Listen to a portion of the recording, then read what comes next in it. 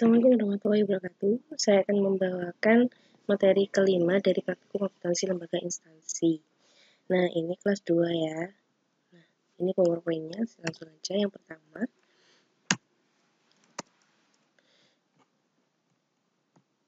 pertama adalah ini adalah materinya, yaitu menganalisis transaksi pendapatan daerah, belanja daerah, pembiayaan daerah, aset daerah, kewajiban daerah, dan ekuitas dasar daerah.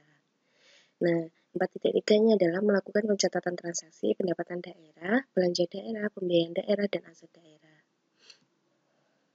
Indikatornya yaitu pencapaian yang ingin saya harapkan dari anak-anakku semuanya, yaitu yang pertama menganalisis transaksi pendapatan daerah, belanja daerah, pembiayaan daerah, aset daerah, dan kewajiban daerah. Yang kedua, menyimpulkan transaksi pendapatan daerah, belanja daerah, pembiayaan daerah, aset daerah, kewajiban daerah. Dan yang terakhir adalah mengumpulkan transaksi pendapatan daerah, belanja daerah, pembiayaan daerah, aset daerah, dan kewajiban ataupun ekuitas dana daerah. Indikator yang kedua adalah yang pertama menentukan transaksi pendapatan daerah. Yang kedua, kalian juga dapat menghitung transaksi pendapatan daerah. Yang ketiga, kalian juga harus dapat melakukan transaksi pendapatan daerah. Jadi yang pertama kalian menentukan, yang kedua menghitung, dan yang ketiga kalian melakukan. Kebijakan akuntansi pendapatan, belanja, dan pembiayaan daerah sudah diatur dari nomor 24 tahun 2005. Definisinya adalah kebijakan akuntansi adalah prinsip-prinsip dasar-dasar konvensi-konvensi atau aturan-aturan dan praktik spesifik yang dipilih oleh suatu entitas pelaporan. Dan dalam penyusunan ini dan penyajian laporan, kebijakan akuntansi merupakan dasar pengakuan, pengukuran, dan pelaporan atas aktiva, kewajiban, ekuitas, pendapatan belanja, dan pembiayaan, serta laporan keuangan. Tujuan kebijakan akuntansi adalah mengatur penyusunan dan penyajian laporan keuangan pemerintah daerah untuk tujuan umum dalam rangka meningkatkan ketertiban laporan keuangan terhadap anggaran dan antar periode.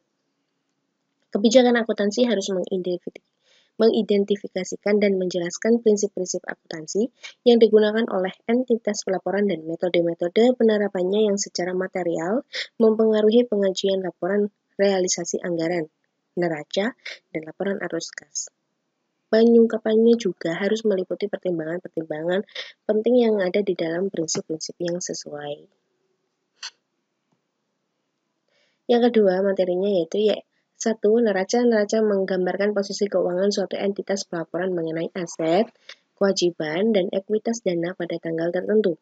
Klasifikasinya, setiap entitas pelaporan mengklasifikasi aset dalam aset lancar dan non-lancar, serta mengklasifikasikan kewajibannya menjadi kewajiban jangka pendek dan kewajiban jangka panjang dalam neraca.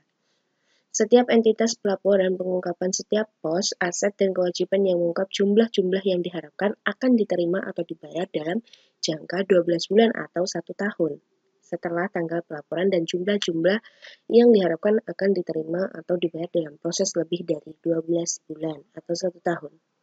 Neraca mencantumkan sekurang-kurangnya pos-pos berikut. 1. Kas. 2. Investasi jangka pendek.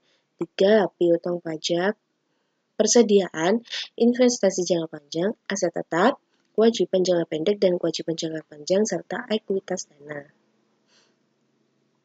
Laporan realisasi anggaran.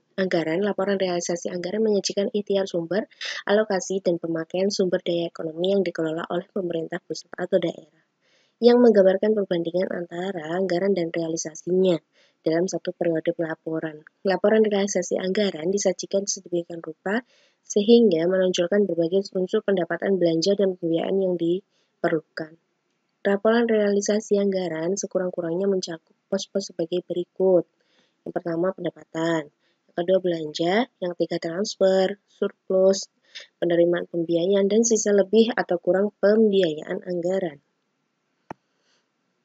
Laporan arus kas. Laporan arus kas menyajikan informasi kas sehubungan dengan aktivitas operasional, investasi aset non-keuangan, pembiayaan, dan transaksi non-anggaran yang menggambarkan saldo awal, penerimaan, pengeluaran, dan saldo akhir kas.